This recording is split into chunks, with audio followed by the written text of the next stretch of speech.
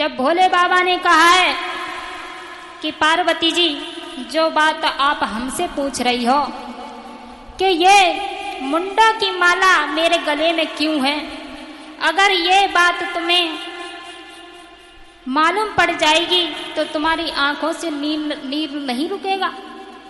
बोली कि भोले बाबा, हमें कैसे करके ये बात बताओ, और तुम तो कहते हो हमसे बहुत प्रेम करते हो, लेकिन तुमने तो हमसे इतना बड़ा राज छुपा रखा, लेकिन आज तो तुम्हें बताना ही पड़ेगा।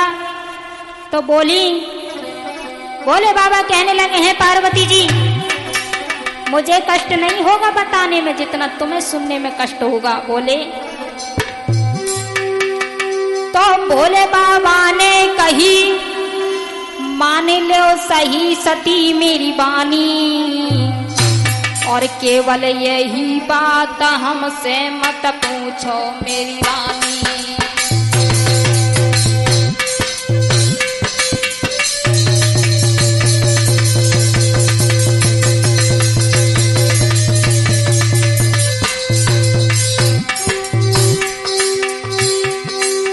भोले बाबा ने कही, मान लो सही सती मेरी बानी, सती मेरी बानी, और केवल यही बात हमसे मत पूछो मेरी रानी, और केवल यही बात हमसे मत पूछो मेरी रानी।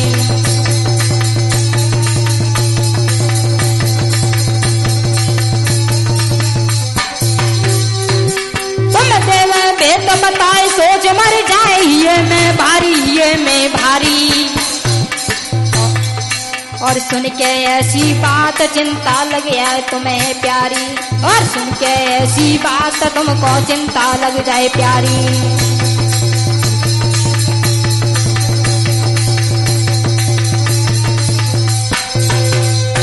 मेरे श्रोता बंधु हो, भोले बाबा ने कही, पार्वती जी, ये जो बात हमसे पूछ रही हो तुम बहुत परेशान होगी, इसलिए मैं ये बात आज तक छुपा के रखा हूं।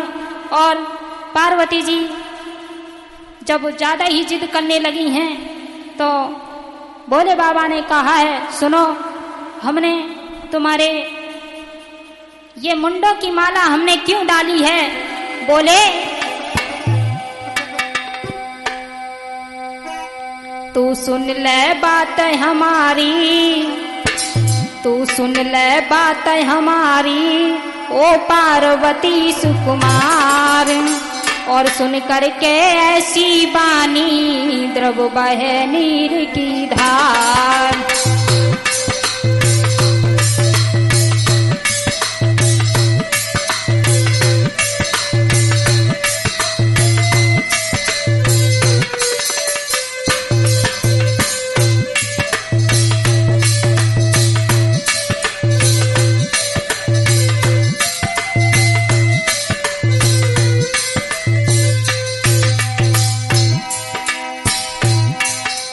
सुन ले बात हमारी,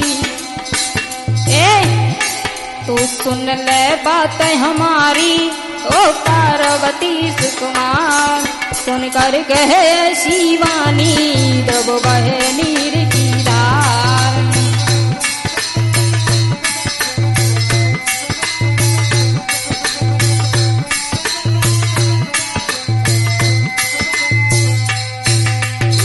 बोले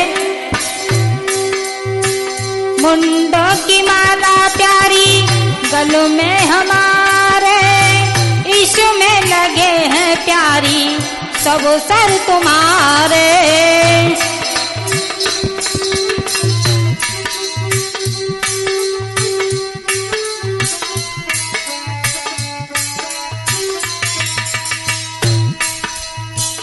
मुंडों की माला प्यारी गलों में हमारे, इश्क में लगे हैं प्यारी सब सर तुम्हारे। मरण हुआ तेरा जब जब, मरण हुआ तेरा जब जब, मैंने लीनो से उतार, सुन कर कहे शिवानी द्रव बहे नीर की धार।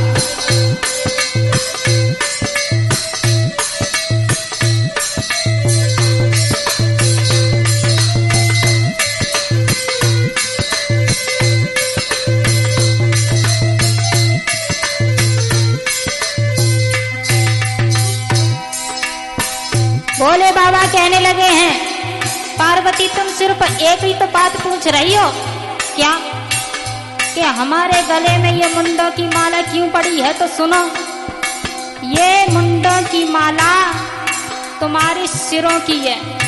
तुम्हारा जब जब मरण हुआ तब मैंने तुम्हारा शीश उतारा और अपने गले में लगाया। बोले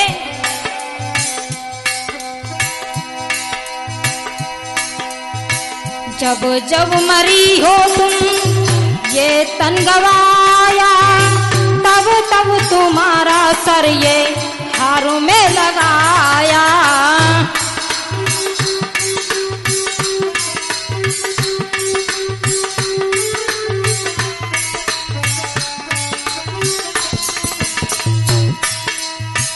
जब जब मरी हो तुम ये तन गवाया, तब तब तुम्हारा सर ये हारों में लगाया। और बोले तुम अपनी सुनो कहानी हो, तुम अपनी सुनो कहानी और मन में करो विचार। सुन करके ऐसी वाणी द्रव बहे नीर की धार।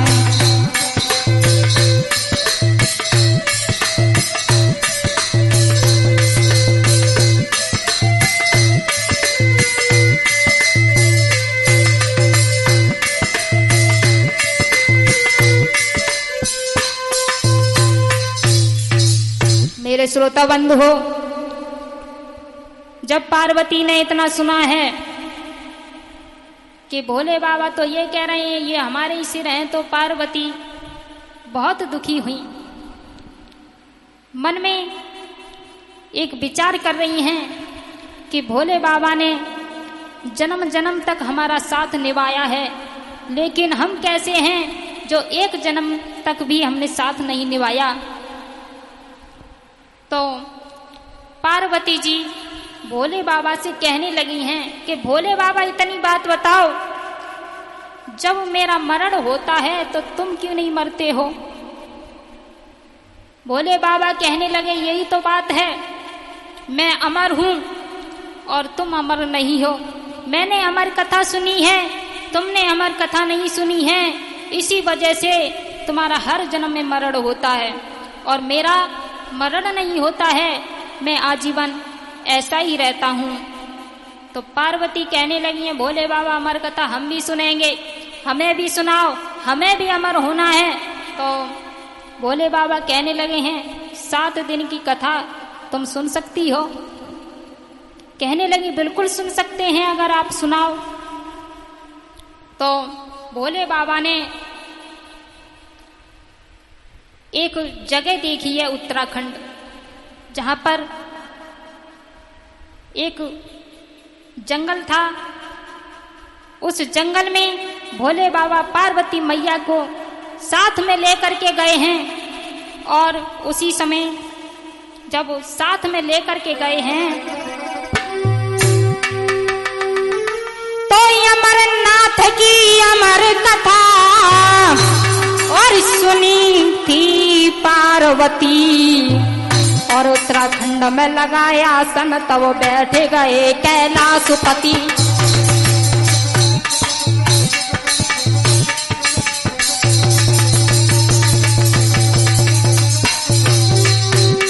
और अमरनाथ की अमर कथा और कही सुनी थी पार्वती और उत्तराखंड में लगाया सन फिर बैठ गए कैलाशपति।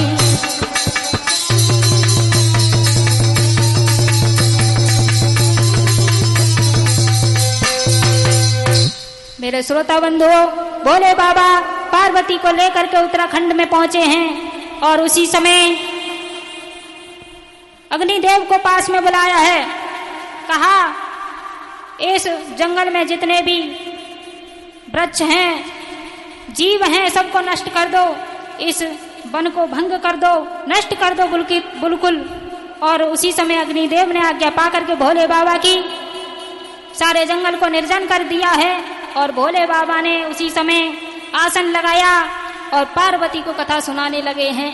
एक दिवस बीता, पार्वती कथा सुनने लगी हैं। और एक बात और कही है पार्वती जी, मैं कथा सुनाता हूं तो इतना लीन हो जाता हूं, मेरी नेत्र बंद हो जाते हैं, इसलिए तुम हुंकारा देती रहना बीच बीच में, जिससे मुझे मालूम पड़ जाए तुम कथा सुन रही हो। पार्वती कहने लगी है ठीक है, हम हुंकारा देते रहेंगे, आप कथा सुनाओ। उसी समय भोले बाबा कथा सुनाने लगे हैं। एक दिवस बीता, दूसरा दिवस बीता, तीसरे दिवस की कथा चल रही थी तो मैया पार्वती जगने के कारण उन्हें नींद आने लगी है। और जब नींद ज्यादा सताने लगी है तो उसी समय बताया है, जो बीती आधी रात रे गई नींद सती को आई,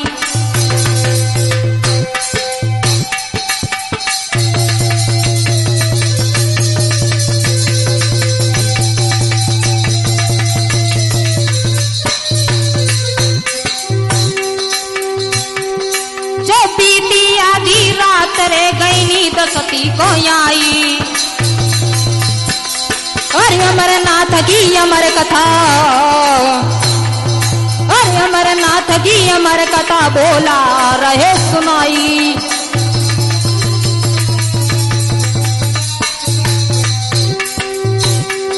महाराज कथा उन कहवे से टकरा और पार्वती के पतले तोता भरने लगो हुंकार। हर की लीला परंपार कथायित कह रहे त्रिपुरारी, हर की लीला परंपार कथायित कह रहे त्रिपुरारी, कह रहे त्रिपुरारी कथायित कह रहे त्रिपुरारी, कथायित कह रहे त्रिपुरारी, हर की लीला परंपार कथायित कह रहे त्रिपुरारी।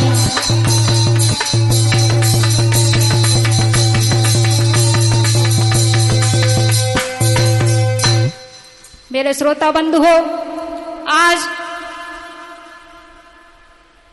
जब अग्निदेव ने उस जंगल को निर्जन किया है, भंग किया है, तो एक पेड़ था, उस पेड़ की तना में एक तोती का बच्चा रह गया था। ये बात किसी को नहीं मालूम थी। जब तीसरे दिवस की कथा मैया पार्वती सुन रही थी और निद्रा आने के कारण वो सो गई, तोता सोचने लगा है भोले बाबा कथा कह रहे हैं, अगर पार्वती ने हुंकारा ना दिया तो ये कथा नहीं सुनाएंगे और कथा व्यर्थ हो जाएगी 3 दिन की, इसके बदले में मैं ही सुन लेता हूं। और पार्वती के बदले में तोता हुंकारा देने लगाया। इधर तो मेरे श्रोता बंधुओं 7 दिवस की कथा पूर्ण होती है तो भोले बाबा ने जैसे ही भगवान का जयकारा लगाया है, बोले वृंदावन बिहारी लाल की, सोई मैया पार्वती एकदम से उठी, कहने लगी जयकारा क्या? हाँ पार्वती, कथा समाप्त हुई, 7 दिवस की कथा हमने आपको सुना दी।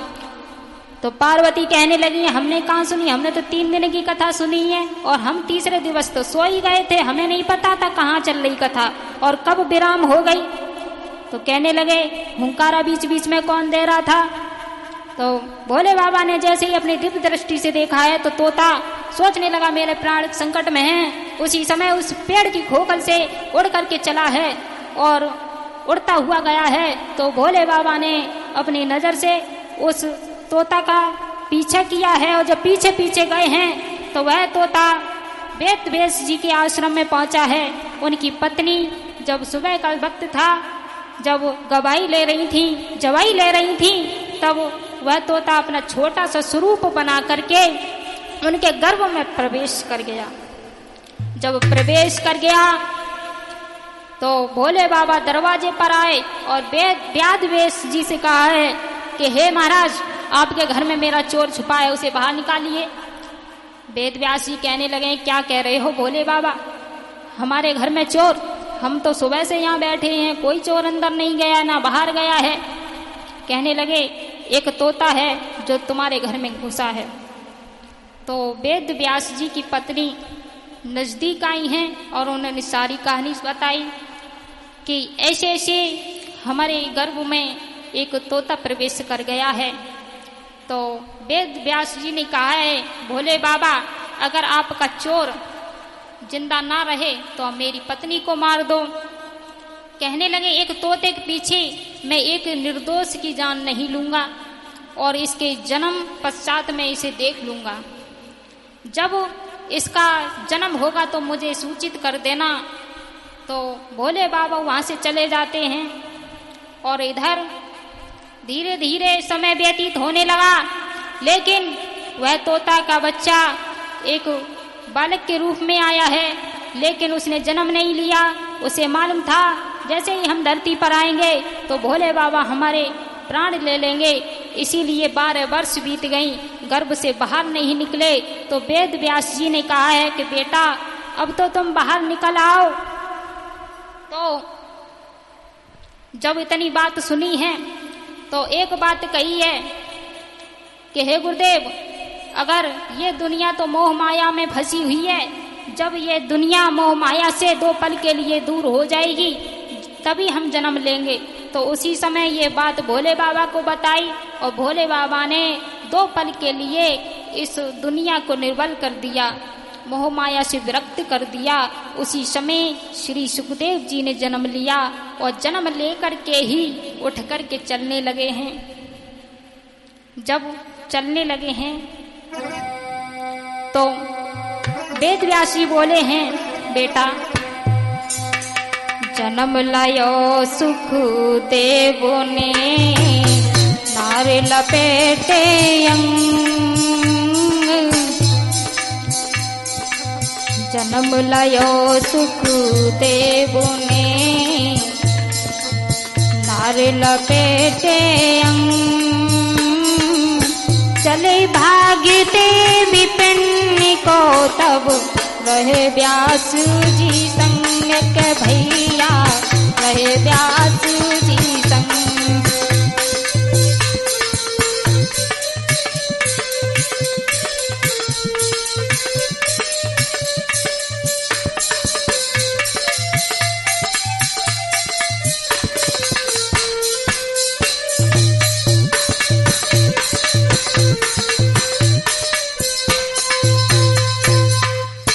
मेरे श्रोता बंधु हो, सुखदेव ने जन्म लिया है और चलने लगे हैं। तो वेद व्यास जी ने कहा है कि हे पुत्र, आप भागते हुए जा रहे हैं, आपने मुड़ करके भी नहीं देखा है। तो सुखदेव ने वो कहने लगे हैं कि हे पिताश्री, मुझे मोह माया में नहीं फंसना है। और बोले, और देख लिया दुनिया का और सारा नजारा, ना हम किसी के ना कोई हमारा, ना हम किसी के ना कोई हमारा।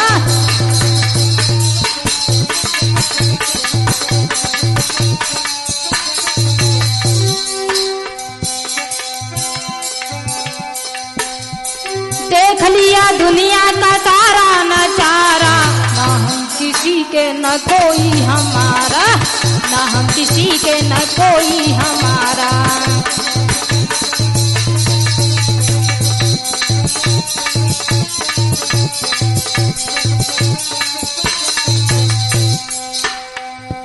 अरे मतलब से भैया भैया पुकारे, बोले ये दुनिया ऐसी है जहाँ मतलब होता है वहीं पूछ होती है। बोले अरे मतलब से भैया पुकारे, मतलब से स्त्री पुरुष को निहारे।